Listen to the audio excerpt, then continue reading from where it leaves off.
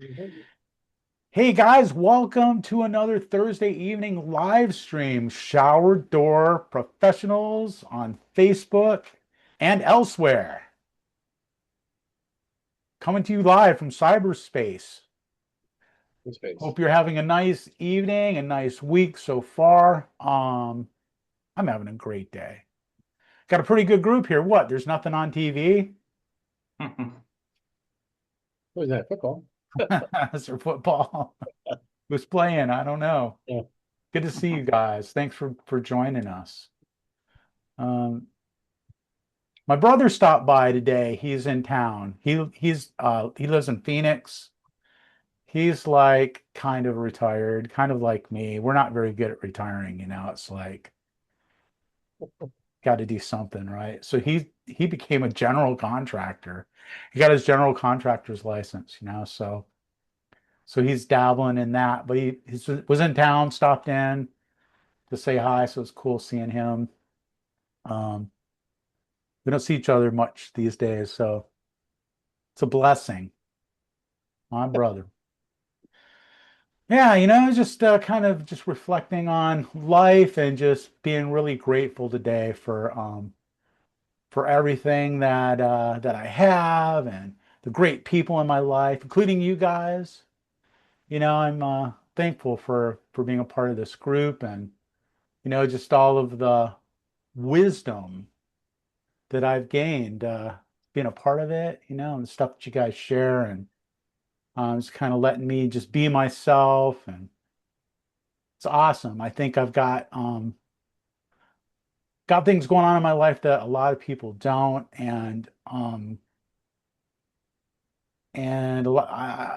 just I'm really grateful for it. I realized somewhere along the way that my life doesn't consist of the things that I possess. You know, it's like it's not really the things that I have um, that make my life sweet. And if you think about it, the stuff that you've got, whether it's material goods or even like, money or even like fame or a reputation, anything that you have the perception of possessing is something that you can lose, right? Yeah. So if it's like whether it's homes, money, even like I say, your reputation or um, whatever. If it's something that you possess, then you can lose it. Someone can take it from you. It can be damaged, whatever. But what you contribute, what you give away, what you distribute into the world, you can never lose because you've already given it out. It's gone, right? So no one can ever come along and say, "Oh yeah, you didn't contribute that. You didn't give that." So it's really important for me to find opportunities to just give something back. Um, I, I'm really grateful for all you guys out there who use the tools that I've developed. I think that's really cool. It's kind of blows my mind. I get these orders in. FHC is a distributor for our stuff, and man, I get an order from FHC and they're ordering like hundreds of things, and I was like, oh man, crap, I've got to like put together this order of like hundreds of tools and stuff. And it's really cool that people find these things useful and come back and order more of them for their guys and stuff like that. And it's like it's not that I've made a ton of money on these things because actually my stuff's kind of underpriced compared to what other people do. But again, just getting back to that, it's cool to be able to give something. Well, technically I'm selling it. I'm not really giving it, but to be able to contribute on that level to an industry that I love, that my family has benefited from, that we've been blessed by, and um, it's something that can't be taken away. right? Because it's something that's been distributed.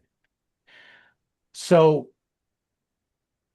I find that like little philosophical things like this are super important in my life because it's kind of that why, why do you get up? Why are you going to get up? Why do you get out of bed? Why do you do what you do? Um, I think some of us have different reasons. Some of us might have the same reason. It might be just, to make a living, and there's nothing wrong with that. I do a lot of what I do for money because like that's, makes the world go round and all that. And it's like, you know, my my landlord likes me, but like he still wants the rent. Yeah. So, goodwill goes so far, but then, people want cash. But anyway, I just thought I'd share that. I was thinking about it, and I think it's important, sometimes we don't talk about it enough, the things in life that are really special, and it's like the things that money can't buy, you know. So I don't know if there's something that's happening in your life right now, or something that's inspired you to, step up your game, or just gives you motivation on a daily basis that maybe you want to talk about it, share about it. Man, I'd be interested in hearing, um, if Well, there's something that I got something motivates for you. you. Can you hear me? Yeah, Okay. Brent, Well, yeah. What's up, guys? I don't show up here so often, so I apologize, but I'm here today, that's right. and I thought I'd go ahead and hit you up or take you up on the intro and just share what I've been up to. So, I've, been in this industry since I was 15 years old. Like a lot of you probably, done every single job there is to do. I do like sales and design and management and whatever, all that crap that we all do every day. But anyway, I started making content with my iPhone back when iPhones first had cameras, and just because I was proud of the work that we did.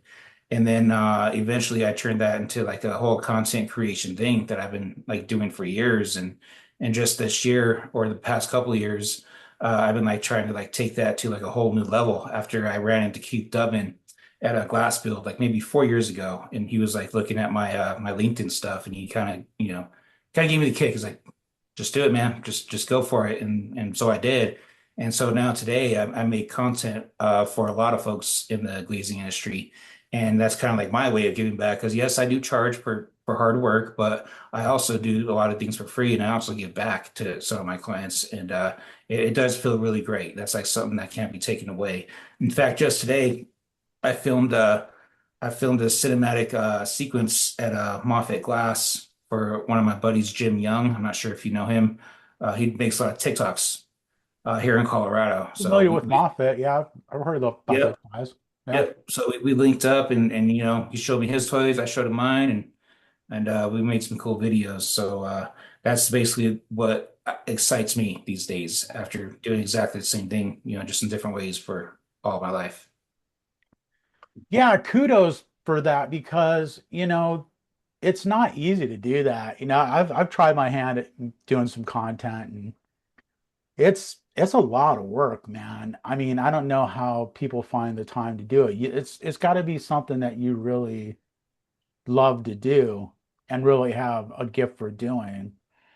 To come up with fresh stuff like all the time, man. I mean, it's like really I get it, man. It's not as easy as it looks, that's for sure.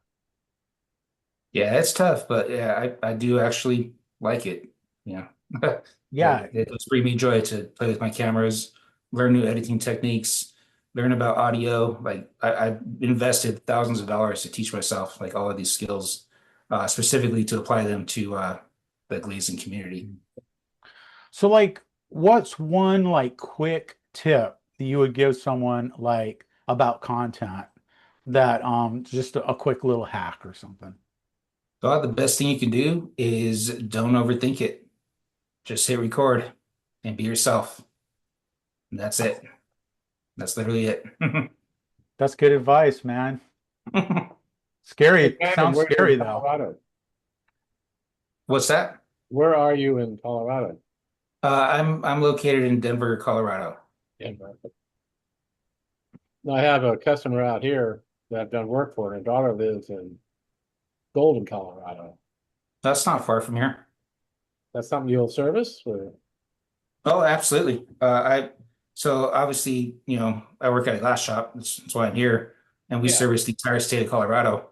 But I service clients all over the world, digitally, and I do also do videography projects for Yeah, anyone because here. he's got some contractor that's trying to do the shower door, and she's, yeah, she likes Yeah, what he did for her. And I told her, well, yeah, I'll get for somebody. yeah, absolutely. I do also work for general contractors every once in a while. Well, yeah, but she'd rather deal directly with the glass company than Right. having to do it.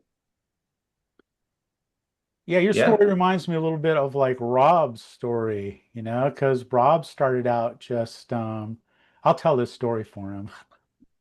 I've heard it a couple times. Now he started out working, at a glass shop, just doing like glass stuff, like humping glass around and stuff like that.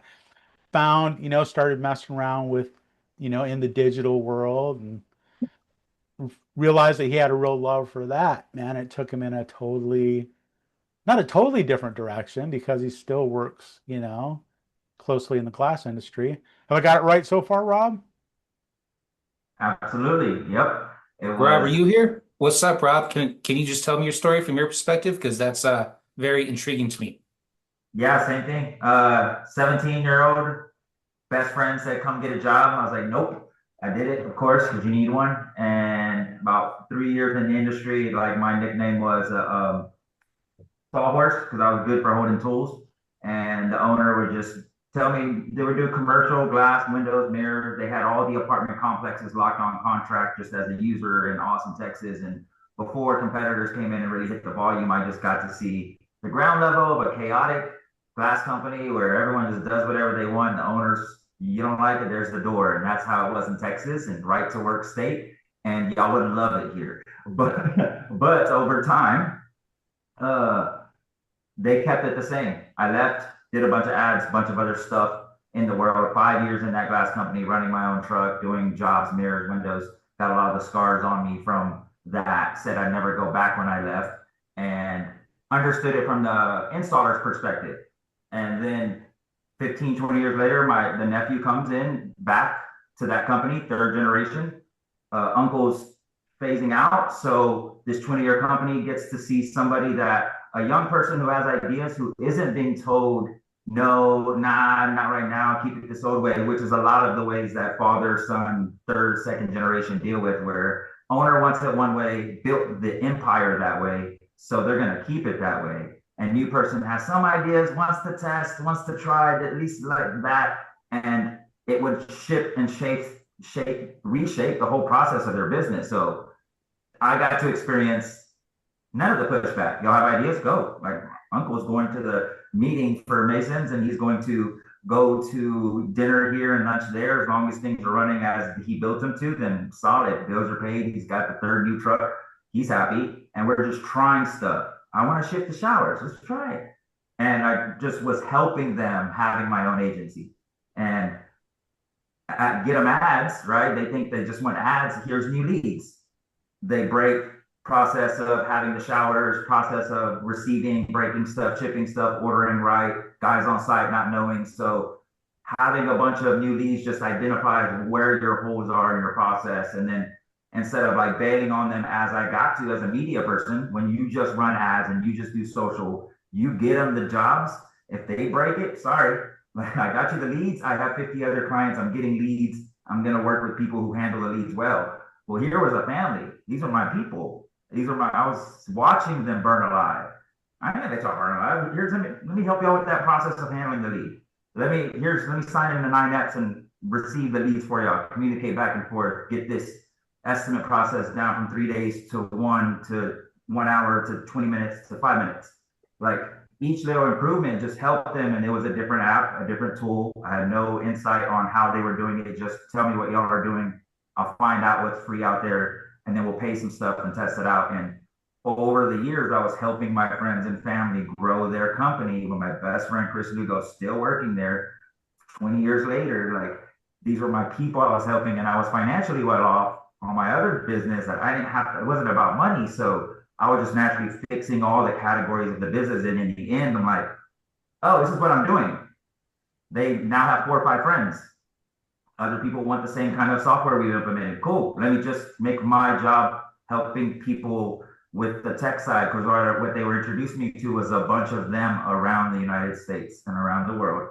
Pockets of people who want the tech, who don't have an in-house guy like me. They don't have that weird little dude that actually wanted to spend time, that could have been selling chiropractor, real estate, financial advisor leads like I was, with a way higher margin. I get them one sale for real estate. Are you kidding me? My ROI, way better than a shower door or a $150 window.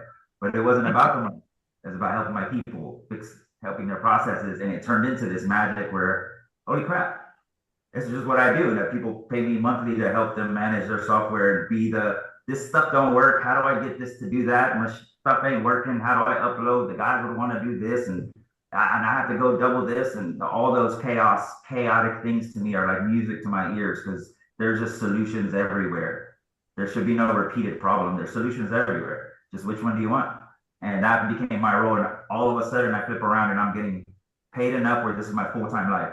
Wake up every day, love what I do. When we were doing content, we spent $3,000 on a production company, $7,000 for a media company that made the funny commercial with the unicorn that paid these funny commercials that were viral as hell. Paid them. They did polished commercials. We ran ads. Blech. We pick up the video and just say, hey, this is so-and-so over here. We just did this shower right here. So yeah, sorry about that. So call us if you need a shower. Post, run ad, killed it. And that's why when you said, like, just don't overthink it, y'all want to spend 10, 20 hours making a polished version of one thing that you think is beautiful. Just make 20, 200 crappy ideas and push them out. And something's going to hit. And it probably won't be that polished, paid 10-hour one you did. Like that over and over again. I see just go and do. We did so much and broke so much, but we had permission to. And from breaking, you learn. And the faster you make the mistakes, the faster you fall, the faster you learn how to do those tricks. And all of a sudden, we were just being asked by everyone else, how do y'all do that? Can y'all show us? And like, that's magic. That's beautiful. That's my day to day. Love that. That's awesome, man. Right on. Thank you for that. Yeah, I spent like a lot of my life. Oh, I'm getting a call. Huh. I spent a lot of my life just trying to stay out of the glass business. My dad was a glazer. And then my older brother, I was talking about earlier, became a glazer. And I was just like, man, I wasn't interested in it. I wanted to do something. Well, I wanted to be a rock star. So I was working at that, and that wasn't paying the bills. So I ended up like working a lot of restaurants, restaurant business. I worked like every station in a restaurant, from dishwasher to like manager, over the course of years. But then, one day I was like, I was talking to my dad, we were just chatting, and he was like, mentioned how much money he was making. He was a union glazer. And I was like, wow, you make that much money? I had no idea. And he's like, oh yeah, that's just, just regular 40-hour week. And I was like, man, sign me up. So I started apprenticeship. And once I got into the industry, I realized, oh, I have a knack for this. I was good at it. Which made sense, because it's in my DNA. My dad was good at it. My brother was good at it. Yeah, it just made sense that I probably would be. I mean, I wasn't immediately, it was weird and uncomfortable at first, but as I got, my feet under me, realized, oh man, I've got a knack for this. And it was pretty easy, and and it paid good money. But it wasn't really something that I loved to do.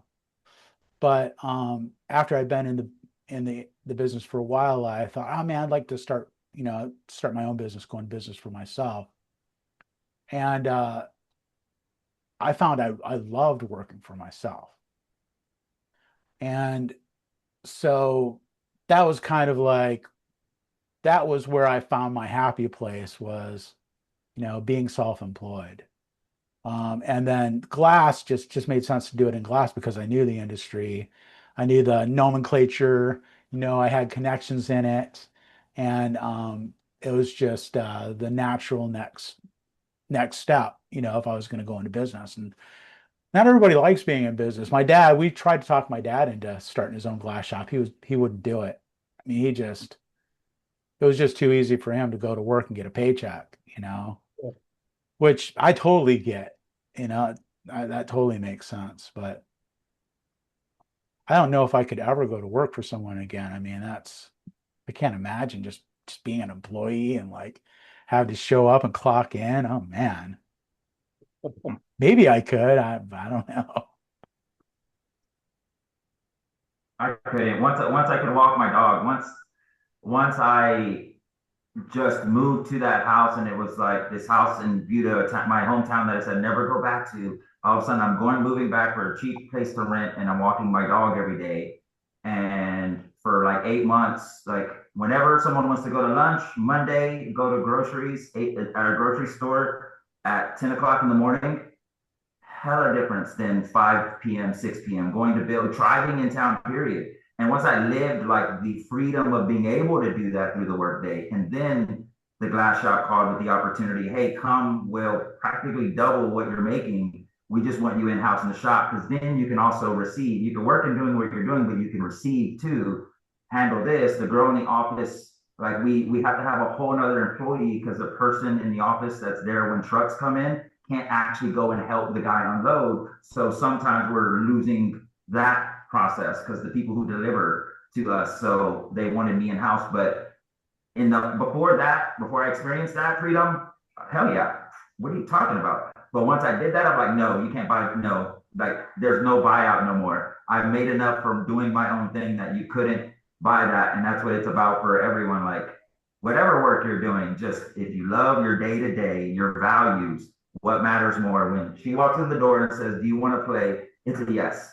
Unless I have a meeting or something, she knows that. But I'm no longer locked into the old, it's 9 to 5. I can't, no, it's middle of the day. Can I? Should I? Do I want to? As long as I do the work that's needed, take care of the responsibilities, and move that work shift to my Saturday, which is why I worked every day, morning and night, in random pockets, because I leave myself the freedom to go to that bill pay or that doctor's thing in the middle of the day, and I have to lose a work or take a vacation, and everything still be taken care of. And that's where it's like for each person, it's what values do you have, what freedom do you have?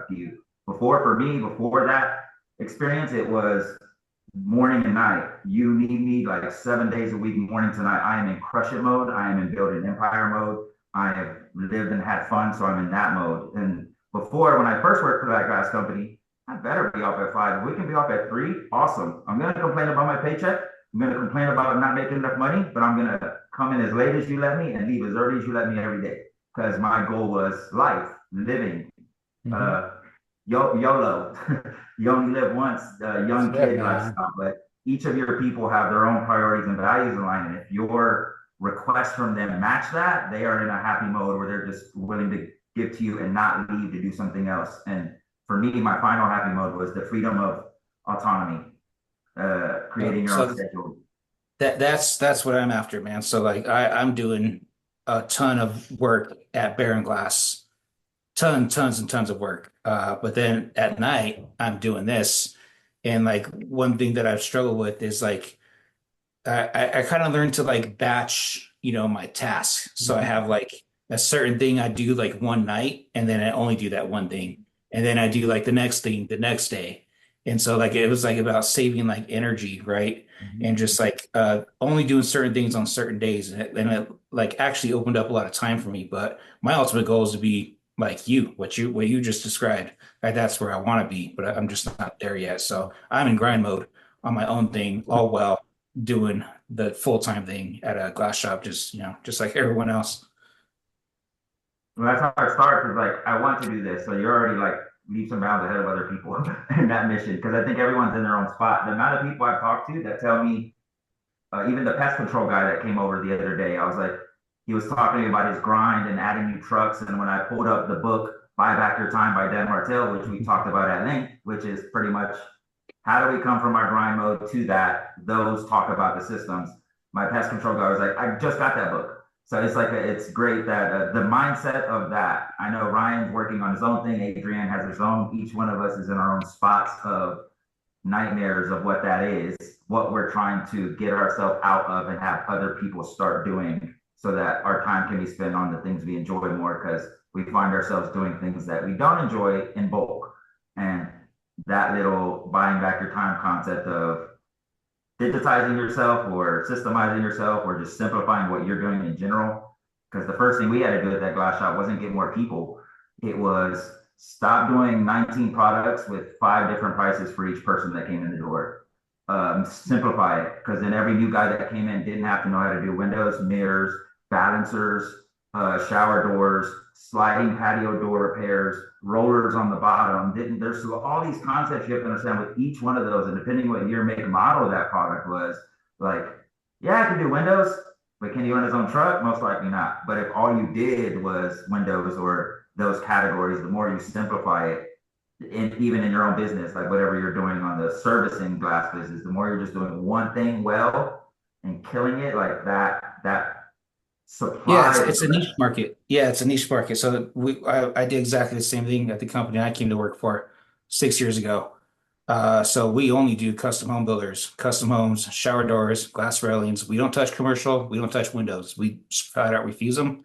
And because of that, like we dominate, our market because of that niche. And then so now like my niche is I only serve glaziers or other people in the glazing community because I've been in the industry for so long. And I've also been making content for so long. So I actually hired a coach. His name is Patrick Dang. You can look him up on YouTube. And he helped me put together, my offer, and he actually made a video about it, which is pretty cool. It just dropped yesterday. But yeah, this is exciting stuff, man. Thank you. Yeah, it's interesting because what you were talking about, Brandon, about that, batching, the task, putting similar tasks together is something Dan Martell talks about in that book too. He touches on that of like, figure out, put these tasks together that are similar so you don't have to do all that contact switching. I've read the book like 4 times, along with every other book in the same subject. So yeah, it's good. Glad you guys brought that. That's awesome. such a great guide. It's like a textbook really and there's different sections. Like I'm working on a certain section right now, but there's just all different places you can use that. A PDF like a work book or a workbook that goes along with it on his website. Yeah, you can kind of follow along. So that's pretty cool. That's right. Oh, and also I want to mention, I don't know if you saw it in the chat, but Tim was asking if you'd post your info. And if you do, sorry, I didn't even look at that. I was just I'm on full screen. If you do that, man, I'll put it in the description of this show chat too, so that people can contact you. Yeah. Let me just figure it out and I will do that. All right, cool, man. Oh, there it goes. Okay. So if you're just joining us, we're just kind of talking about what gets you fired up. What is it that motivates you to get up and show up every day, and be present in your business, and what builds your business. Maybe your motivation is like finishing up. Looking at Tim over there, he's probably thinking, man, I'm motivated to be like done. Yeah. Yeah, you talk about belonging to the union. I belong to the union. Yeah. And I got paid good wages. I got the vacation pay for my parents, and then we bought the business, and then 1980, everything just dried up. And so we got out of the union. Mm-hmm. And so we still did, hard work jobs. Got them. Got paid the prevailing wage. The whole union package. That was nice.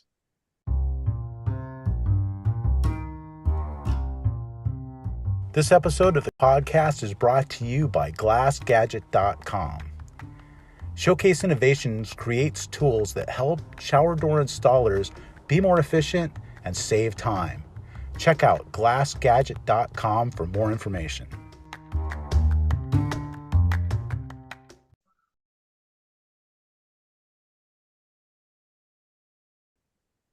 At least my guy Yeah. thought it was. That is nice. And then when the Raiders came back to the Coliseum, I went up there and worked for a weekend at double time, triple time, because I was non-union. And then after that, I went down to Smith Valley Prison and worked for the contractor. And they paid me foreman wages plus travel time to go down there. So, I've done everything. Yeah. I'll bet, man. Even like some of it, probably. Okay. Okay. Thanks. So I'll relay that to the lady. you said this is a going live on Facebook and other places. Where else do you post this?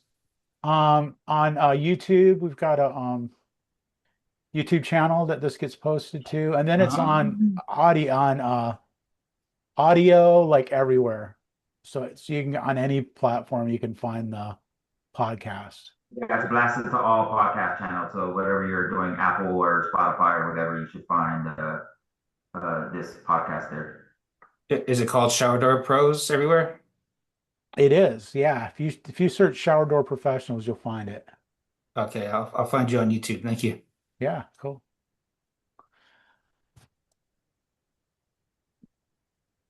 Got a 10 question. Who else has a story they want to share? Or just a tidbit? Like Connor wants to know, what's the most enjoyable glass work that Tim does?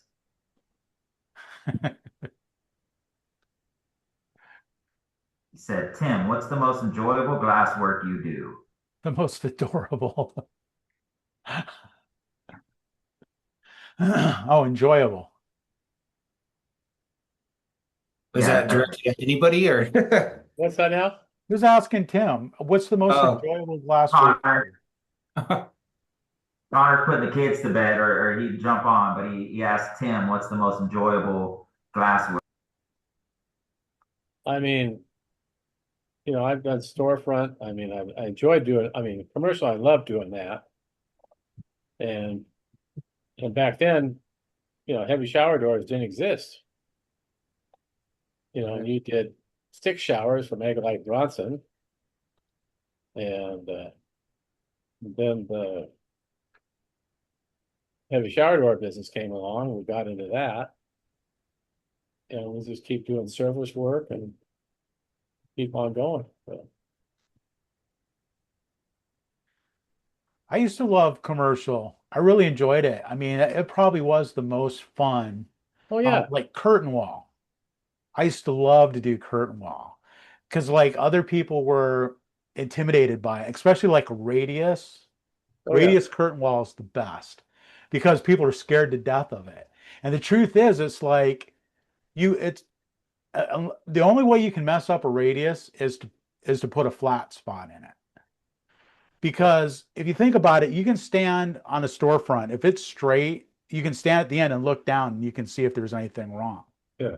But if it's a radius, you can't do that. Oh, okay, yeah. Because but you can only pick out a flat spot. So if you walk around and you see it goes flat, you can see that. Yeah. But anything else, you can't. So it's like, it's really, in a way, it's easier to do. And if if you get your stride and you really, you're moving along, it's like people, coming up and they're like, wow, look, it looks spectacular. And you get kind of that wow factor that really feeds your ego. And Yeah, we did the Henry J. Mello Auditorium at the Watsonville High School. That has 5 20-foot curtain walls arched. okay. Yeah. I had to measure those before they were done. It's poured in place concrete. And so I went up and measured, and they had a platform you could measure to. So I had to measure from up to the platform underneath and go up above and measure up and add for the whatever the plywood was. And these all came from uh, place back east. I can't remember the name of the company. And then plus 18 classrooms full of windows. That stuff showed up in a 40-foot trailer. You know, Yeah. that was a lot of glass and you know, and everything fit. Nice. Mhm. Yeah, Yeah. I was about sweating bullets. I mean, uh, I used to love working on glass railings specifically. I like specialized in it. Before we had all these fancy measuring jobs. And what my very absolute favorite things to do were to basically measure, design, order, and install like the most intricate glass railing systems. Before we even had the laser level lines. Mhm. So I was using like a plumb bob, a top and bottom laser, yep. doing rise and run, using finding the arc length, and then dividing the spiral into individual segments. And the rise and runs is basically like matching the treads, like figuring all that out before we had all this amazing technology at our fingertips. And I still kind of enjoy it today. So I don't know if you guys know Rodney, but he's basically my neighbor. We're in the same town. Yeah, I've we been know working with Rodney. him for a long time. Anyway, long before he did what he did, like I was the guy in our town that figured it all out on CAD. So I used to use SolidWorks back in the day. And so nowadays I use a software that's called Shaper 3D because it works on an iPad, it works on a Mac, and it works on a Windows machine. And it does exactly the same thing that SolidWorks does, but 1,000 times easier and faster. So my favorite part nowadays is designing things that can't be designed in traditional software using Shaper 3D.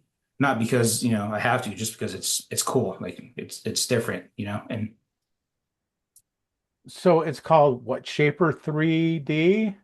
yeah, so it's a SH, or I'll type it in here right here. All So right, cool. And chat. does it just do handrails? Does it do other stuff? So it's a general purpose. So think of like SketchUp. So Okay. SketchUp has SketchUp.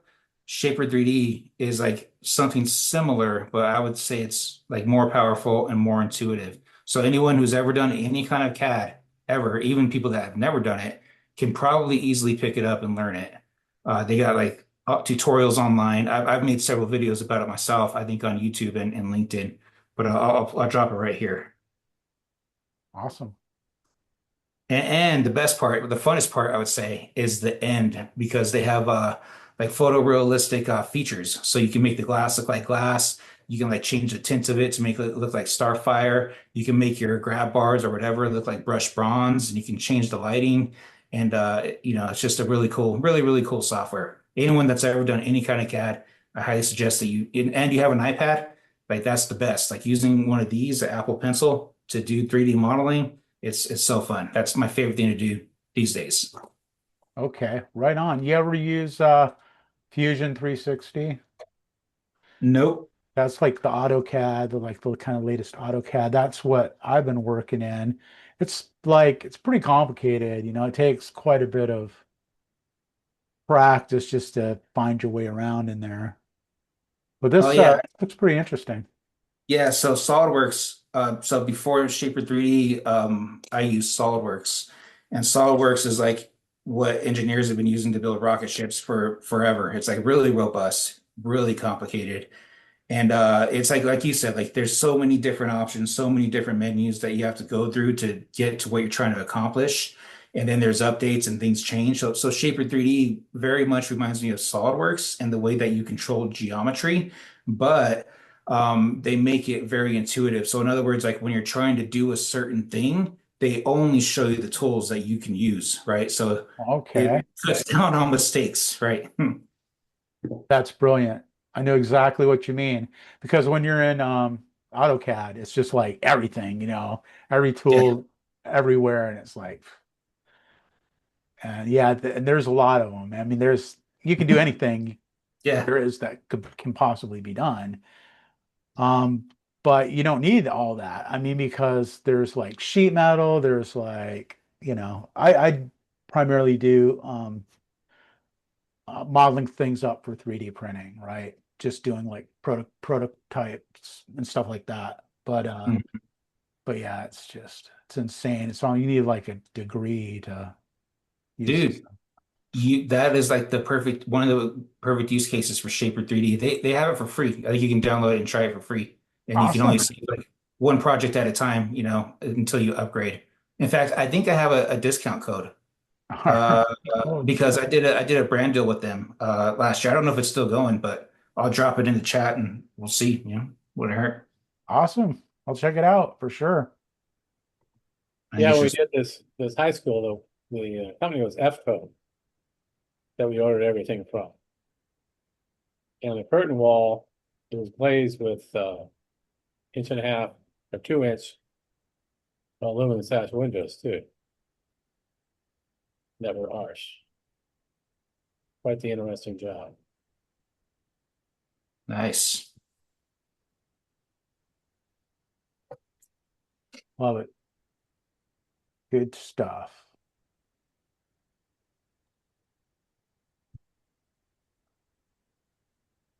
Who else? Come on, don't hold out on us. Let's hear your story. What makes you inspired? Or maybe you're not inspired. What would inspire you? Being an adult and having to pay bills. That's what And inspires me. the bill collector inspires me. I'm about to go liberal and try to live for free from the government. Hey, You man. know, I have this fantasy like where I'll just sell my house and with the equity, I can just buy a trailer, and just have that trailer be bought near a movie theater or a Costco. And then I'll just live in my trailer and I'll go to Costco and I'll check people's, IDs, or I'll go work at the movie theater and just rip tickets, and that'll just be my life. I fantasize about that when things become too much. It's a joke I have with my best contractors. Like we talk about it all the time. Like they'll Yeah. call me on the phone. So did you move into your trailer yet? Like, can I be your neighbor? I'm like, yeah, sure. Me and my wife talk about that all the time.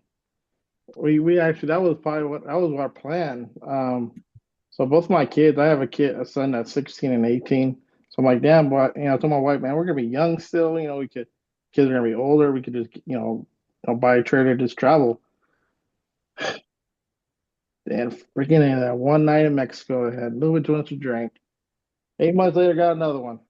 So I got an 8-year-old now, so now I gotta wait for him. He ruined the plans. You got some time. Mine's gonna be 16 and I only have one. But I Guess wouldn't one trade it for the for world, me. though, man. Yeah. Yeah, that was my plan one day, but and I got whatever. He tricked me. Anyways, yeah, no, I'm like you, man. I was in the business. I grew up in the business when I was got into it when I was 15.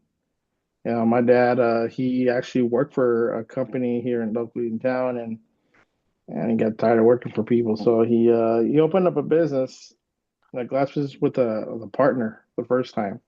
It didn't work out, so we split off, and then he started his own. And then after school, I would just walk down to the shop, and I mean, our shop was a little beady shop. I swear it was small. I mean, it was not even made for a glass shop, but we made it work. I actually go there, make screens, cut glass, man. I did it all, man. And when I turned 18, man, he bought me my truck, handed me the keys. He goes, "Now go make money." I'm like, "Oh, okay." And ever since then, man, I remember being on my own, man, just running around doing broken windows and just growing as a business win, and then evolved, with different things, and now I'm right here. A lot of So, putty glazing, huh? huh? Putty glazing? That was my first job, Tim. Putty Yeah, glaze, a big old one in a Victorian house too. I was yeah, like, yeah. dang. Oh man, I went through like 4 sheets of glass. Yeah. Did not tell my dad because he would have been pissed. Yeah, when I first started with my dad, we had a 1964 Ford, and I'd ride with him, but I had to make room in the truck to ride because it had no shit in it.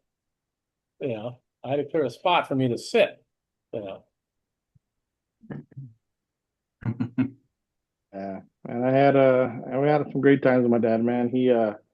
And then we got a little. Then he hired somebody because he figured he couldn't teach me because I was too stubborn like him. So he hired a guy that was in a business in LA. He moved up here and we hired him. He still works with us till today.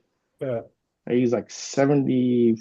I don't know. He's old, and he does all our table work for us. He's probably one of the best glass cutters out there still. I mean, he's old school glass cutter. I'm not like these machines that do it all for you. Nah, like, water jet. Nah, he's old school with your hand, freaking grinder. He's like timeless, man. I'm like, when he's gone, dude, I'm gonna cry. I mean, he taught me how to cut glass, how to teach me certain things. He helped me. He taught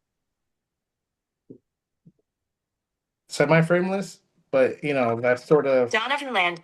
I sort of involved with frameless, in time, but yeah, he sort of taught me how to do semi-frameless, and then like I said, I involved in doing the frameless, and now and so between him and my dad, it's I give him a lot of credit, you know, where I'm at today.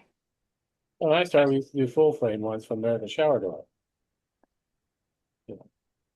We get those all the time. Then we bought from Lake Bronson. And another company came along called Workrite. And that's pushed into WBS. And Oh yeah.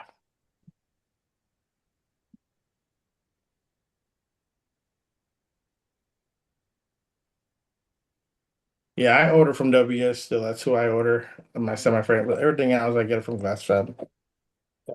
Mhm. Yeah, I just got a quote from them today on something. Somebody hit me up about shower door. Yeah.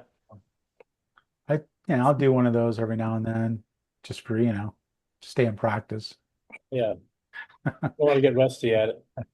You go crazy if you don't, man. Yeah, But you don't have to worry about keeping silicone in supply because you don't use it.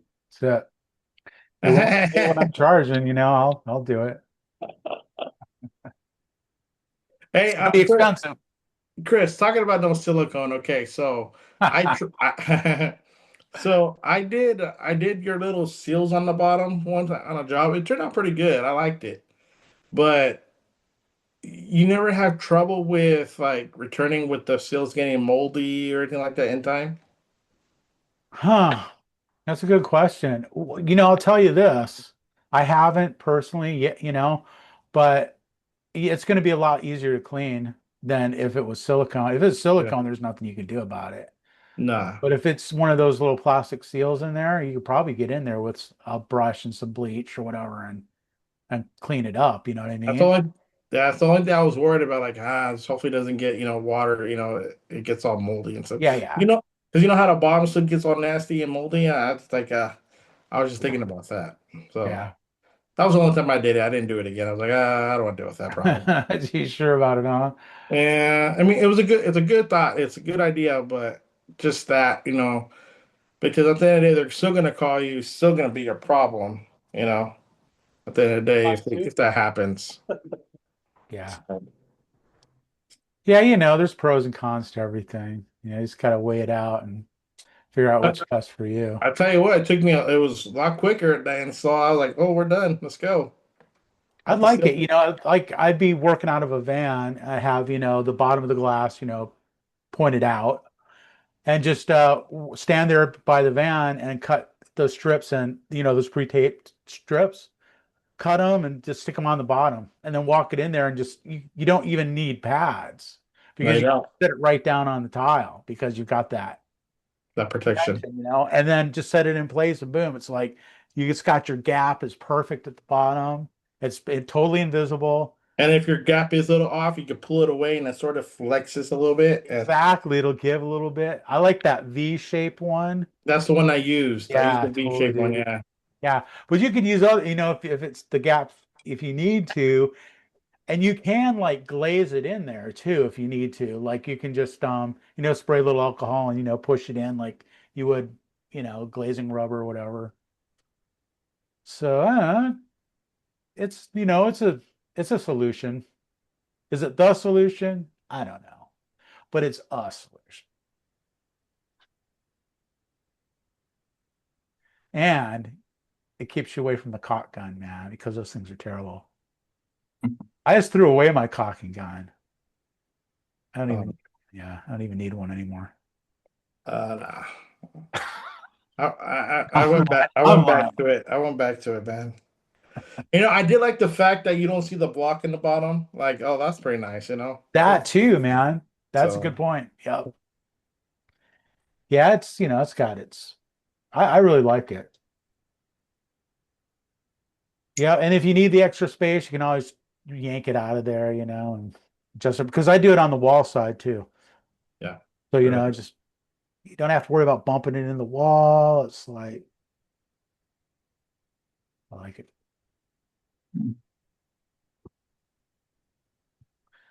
What else? Anybody got something that they want to bring up? Need help with anything, or just want to get something off your chest? Need some therapy, some shower door therapy. What we do, man. Talk you down off the ledge. Some customers giving you a hard time. We got your back. No, I don't need any therapy. I don't think. I seen your therapy. You were drinking it, but where's mine at? Hey man, this is my time. I get to relax for an hour and have the go out to. Okay, hey, leave me alone. This is my time, my moment for the My night. Okay, it's good. Um, so hey, what motivate? I guess what motivates me in our business is that, I mean, I've been not haven't officially been given it, but like we have this platform and this business that my dad has created, and put all his time and energy into starting and creating it.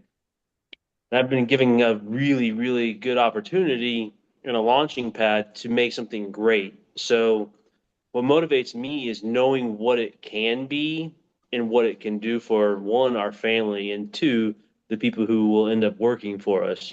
So the motivation to know how like we're one location and we do what we do, like the thought of being in multiple states and being in multiple places and growing, like the things that we could possibly do for the family, for the people and community, it's kind of cool what you could possibly do once you get to a certain point, and that's kind of what motivates me. Another thing that motivates me is to create a construction company where people can put in their time, but actually the thought of being able to put in your time somewhere and retire from there. So like it always seemed to me like the glazing industry and just construction in general, it's usually just the owners and the people like that are ones that make out in the end. hmm And the people that work for them don't really get anything other than just hard work and broken backs. So to create a workplace where people can put their time in and then actually in the end retire themselves successfully, and they help contribute it as well. So that's kind of what motivates me to do what I do. I'm a little bit bored right now, honestly, as far as like the work goes, which just means that it's gotten a little bit easy. So I need something to push me to be a little bit more uncomfortable, which well, I'm trying to get into the handrail stuff and some different things, to kind of get out of that comfort zone. But just, so that's where I'm at personally right now is it's weird to think that I can be bored when we've got 12 people working for us and we're doing X amount of work a day, but yet I'm still bored. I don't understand that, but Yeah, I think it's a good sign, you know. Means that like you say, you can launch it. When you're talking, I'm thinking about you guys ever watch that show Duck Dynasty? Yeah. yeah, I used to. Did it? Yeah, I mean that's going back a few years, man, Yeah. but that's pretty funny how like this guy started out making duck calls. If you've never followed this, this guy in Louisiana, is making duck calls and selling them, and they, people liked them. They were pretty popular. And then his sons all, got into the business with him, and one of them just decided to just like take it, to the next level. And made it, just took it national and big time, and that's how they got on the map, and that's why they had like a reality show about it. But it's hilarious, because it's just, these rednecks out in Louisiana in the swamp, like, and just, they make these duck calls and spend the rest of their time just playing in the mud and blowing stuff up, and it's awesome, it's like my idea of like a great life, just figure out, they just kind of, you know crack the code, for, this one particular thing, just one just niche thing, grew it up to where, it was enough wealth for the whole family, to everybody to just do really well, and have a lot of time to just fish and hunt and have fun. Seems like a good deal, man. It's like, seems like you're kind of poised to do something like that, just kind of got a successful little business there. Not that little. I mean, 12 employees, that's a decent size shop. I mean, if you could replicate that, a couple of times, man, you'd be roll. That's the other thing that motivates me is the business game of it. Like I love the game of business. That's learning it and figuring that out, and because that's essentially the next step to it, is the business aspect and game to it. Before it was just work for my dad. It was a job to get away from working for the other people. So, No. but that's the other part that I really like. So. Yeah, it's fun, isn't it? It's like it's a game. Yeah, it's a freaking game, and it's like how well can you play it, and how long can you withstand it? Like can you deal with the emotional roller coaster that you got to be put through every day? Like, and it's can you how long can you play the game for? How many lives you got? Right. Exactly. I think I'm up to 9 right now. Exactly. Yeah, you know what I figured out? So I'm in my newest enterprise that I'm working on, and I just realized, man, I'm really good at starting a business. I'm really good at like developing it and building it, and producing a great product and great customer service, and winning customers and keeping customers. And I'm really good at getting a business to that stage. And then once I get there, it's like, okay, I'm all out. I'm tapped out of me. So what I need to learn is like how to put together a team that can do all the stuff that like I'm not good at. So that's what I'm doing different this time, is like I started just putting together kind of a list. I got on Trello because like I heard Rob talk about it. So I got on there and just kind of figure out how to, that's a pretty cool tool, because you can like configure any kind of a like structure this way, that way, lists and cards and like checklists, and just start putting together teams. So it's like, okay, this is going to be my team. I've got a good CPA, I know a good attorney. I know this lady I really like, close friend who's a bookkeeper. Another guy who's really cool. He lives right across the street, an old friend who's in marketing. And so I can put together this team of like contractors. None of these people have to be employees. All these people are people I can contract with. And that's going to be kind of like my executive team. I'm putting that together now and just making appointments to talk with all of them, tell them, okay, this is kind of my vision for where I want to go. And do you see yourself, working with me on this? And how can we do that? And how can we, get started? And as we grow it, I can make a bigger place for you in this, you know. So I'm going in that direction. Like I want to learn how to put together a team, and I'm studying and I'm learning. I love to learn. I love to read and I love to learn these stuff. So yeah, and then get all that put together and then start adding employees, and maybe even hire somebody to do that. So I don't even have to hire anybody. I can just have a manager to start hiring employees and figuring all that out. So I don't even have to be involved in that. I can just do the part of the business that I love to do. So I'll tell you as I'm going along. I'll kind of give you updates, but that's where I'm at right now. It's like coming up to the last quarter of the year, thinking about spending these last 3 months, putting all this together so that at the beginning of the year, I can really launch and like double or triple or quadruple what I'm doing now. Because I see now that my concept, I've got proof of concept. It's like it's working. I've got a good product. I've got good customers. I've got, good, you know, whatever energy going. So yeah, I think you can apply this to anything you do. It could be, glass business, it could be any business. Um, it's all the same thing. It's that kind of that game that like Daniel's talking about, of just I think being in the business. three things you might need is people, people, and people. Exactly. The three things you're gonna need. Yeah, that's where I've come up short, in the past of like just being able to, having the skill to keep, a team operating. So that's what I'm learning now. So wish me luck. Don't they say business is easy until you get people involved? Yeah, everything's easy until you get people involved, man. It's like,